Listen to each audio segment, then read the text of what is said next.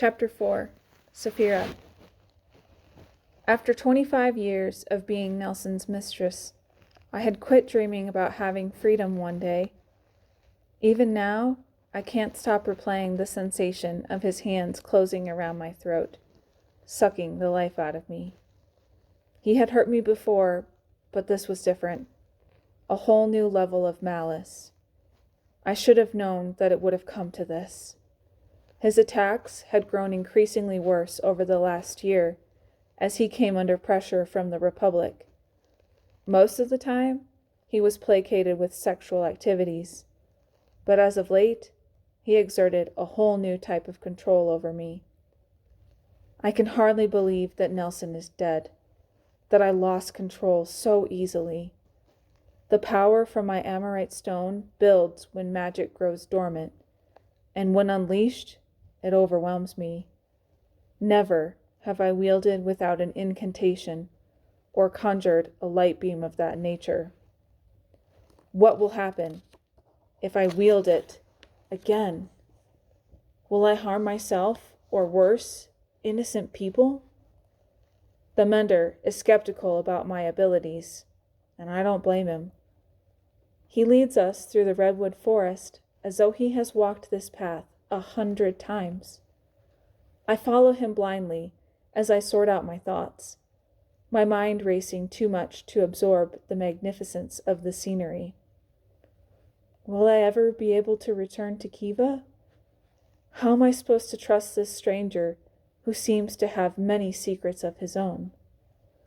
The forest is eerily quiet and still as we trudge on through the brush.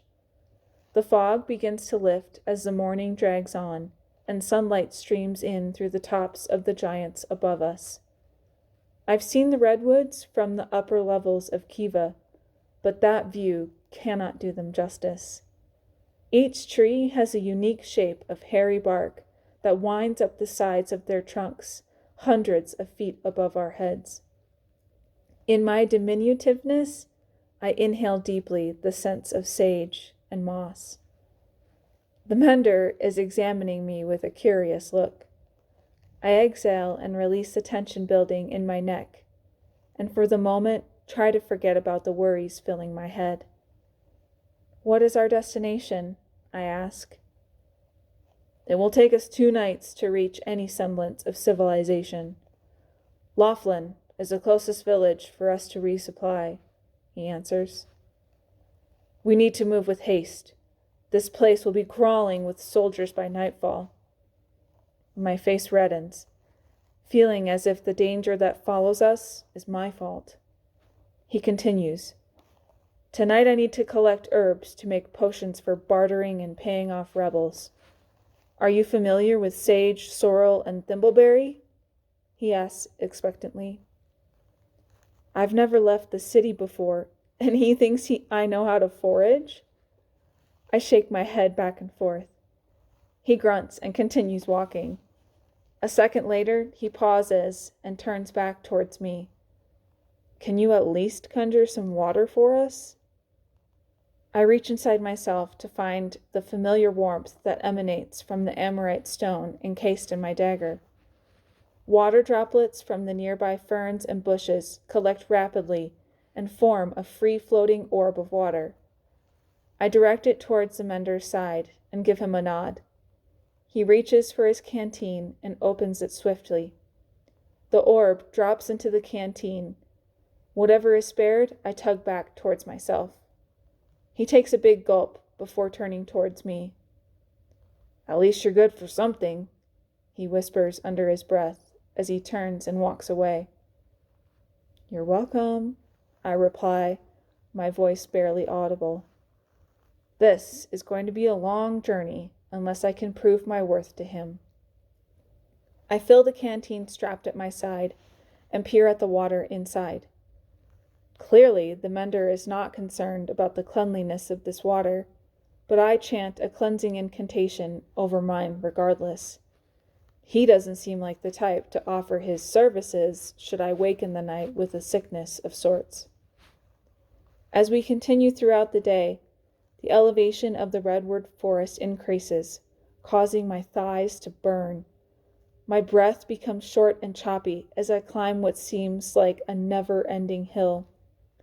The mender doesn't seem impacted, as his pace does not slow. His lithe body moves like a cat over downed trees, shrubs, and roots. The rustling of my feet across the moss falls into a steady rhythm, and I begin to get lost in the feeling. Putting one foot in front of the other, I no longer worry about the events that brought me here. Instead, my mind is occupied by the ache in my legs and the fire inside of my lungs.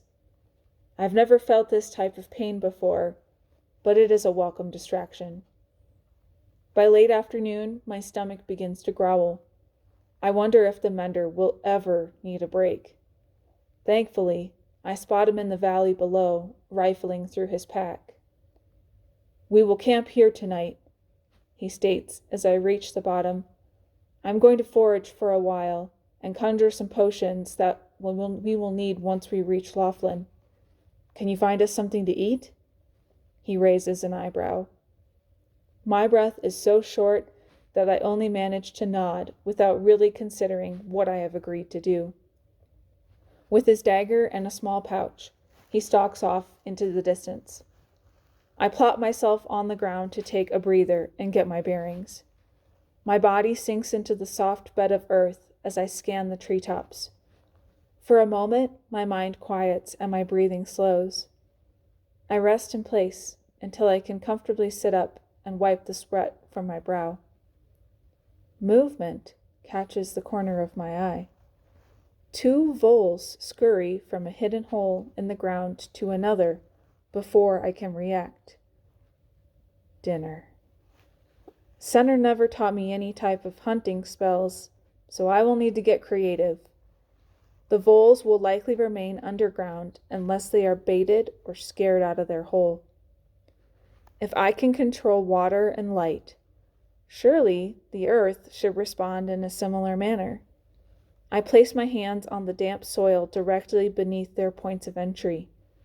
My stone warms the dagger at my thigh as I draw from it once again.